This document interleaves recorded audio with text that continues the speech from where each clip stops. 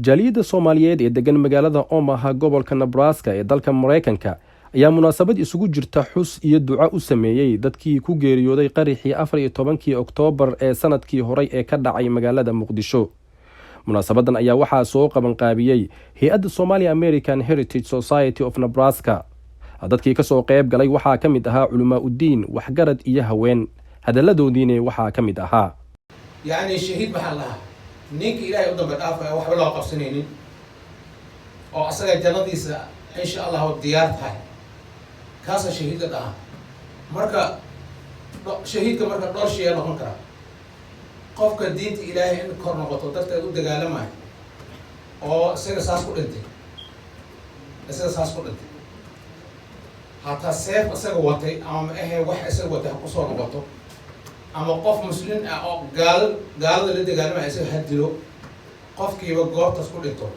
والشهيد وطبعا لقيه الناس مركب وحياة بدنا أو الشهيد أو جرات مركب أول التريار رسول الله عليه السلام نوش شيء أو الدجال كان أهم وحكم الآن ضد كي يكون أنت يدب لقب السي لقوه قف كمسلم إلا الديرو وحقدر الديرو إلى حرام صحيح إلهي سبحانه وتعالى قرآن وكل شيء أريني صفات ذات المؤمنين مقبلة والذين لا يدعون مع الله إلها آخر ولا يقتلون النفس التي حرم الله إلا بالحق ولا يزنون وحاسفات كذا كاملة إن إلهي إلهك لا أين لا أعبدين إن الدين من النفع إلهي حرمي حق در إلى القدرين حق القدر نفسه وحوي وحديث النبي عليه الصلاة والسلام waxaa dilaya waa dawlad islaamiya ayaa dilaya qof maxaa lagu dilaya qof waxaa lagu dilaya hadii qof uu dilo waxaa lagu dilaya hadii diinta uu ka baxo waxaa lagu dilaya isagoo xaas leh hadii uu sinaysto waxaa dilaya waa dawlad islaamiya nabigu calayhi salaam wuxuu leeyahay laa yazaal qof ka sugi maayo mu'minka fusxa inuu diintiisa waasicna marka ka sugan yahay intuuna qof muslima dhiiggiisa uuna daadin weyn waxaa marka halkaa ka dhacay jariibo ayay ahayd bashica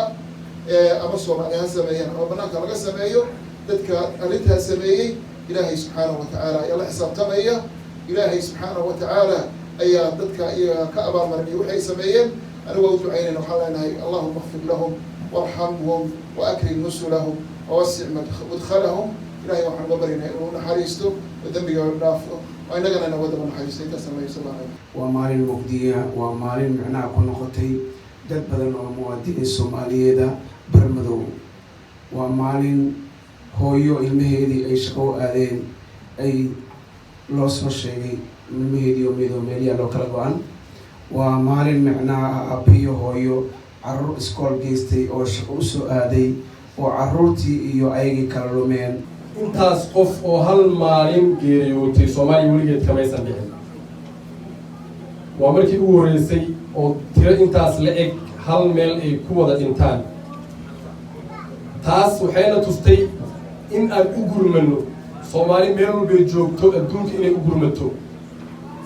ee dhaqaale u aruuriso ee dadkii waxyeelada ka soo gaartay ee taageerto magaalada Omaha Nebraska dadka degan waxay qayb ka noqdeen dadkaas taageeray saala socotaan dhaqaale fiican ayaa magaalada laga aruuriyay oo dadkaas la gaarsiiyay gurmad fiican ee jaaliyadda Soomaaliyeed ee degan magaalada Omaha Nebraska ay u sameeyeen dadkaas waana ku maasantihiin dagaal wax lagu makeeno intii dagaalanto adduunka dagaalanto kulligood waa khasaareen kulli marka ka soo qaatay Abu Jahl Abu Hurayra jaahil buu ahaa oo khasaaray islaamka islaamka ma wanaagsan هذا في هتلر موسوليني دتك صار دجال مدر كيسر كل جود محفائدة نكير مرة لكن وحنا مدرنين مدرنا هذا ليرة لسوا مرة هبابنا أو شعبنا قعدت ولا أنا وحلنا هاي دجال لهم جاري كرو قول يقول نيم وحنا خرجنا دجال كان حد حين نتيجة جدا شعبنا الصومالي أو ميس كسوف ريستان الله هذا شان دتك أهم هاي وسيان ساسية والسلام وعامشان أو معنا قرردوكي أفريقيا توقع أكتوبر ووضعينينا ولا لهيني إلهي أنتي كورابي جنة الفردوس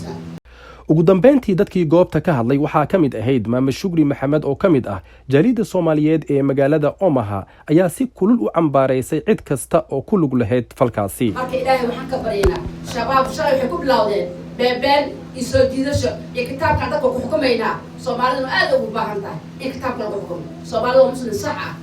asturaadda markaas dirisa gabdhaha soomaaliyeed gabdha adduunka ka asturan ma laha wallaahi alcadiim iban kuwa carabta عرب نوع عندهم ثاني نقطة سوماليا كأسرنا برا سوماليا كوناسن سوماليا حق دينته لبر 1 أدوك إذا والله العظيم واي نور لاينا مركا واي نور بابينا بحركة أجانب وضمك لك الصوب بحدي أو تما دودك سوماليا أو دفيس كدقتي نقول بودك سوون تلقى يكيد دمك كلي سوماليا يحب صوت نقدر من أو فنانها عبد محمد أمين ده يقول ودك كان حدود مالي أو مالي درب ماله كي سوقله كي كبحي مدل موجود تاسع رون قطع مات نوال بق ودك درب سوقله حمر ماده أما سومالي بدل ماده أم بديه بدل ماده ما كسامات وحده وناقي سومالي وضع أسطورن أو كبسار هو وين قبان أو حجاب هو وين قبان وصوت الله لا والجروة دي ترى غصة بدي أنت سوق جد بحي هاد ده هذا كه كيه شرح حكومة بلادين ربطان كده كل بلادين ما ترى ربطان كده كبابا إن شاء الله بإذن الله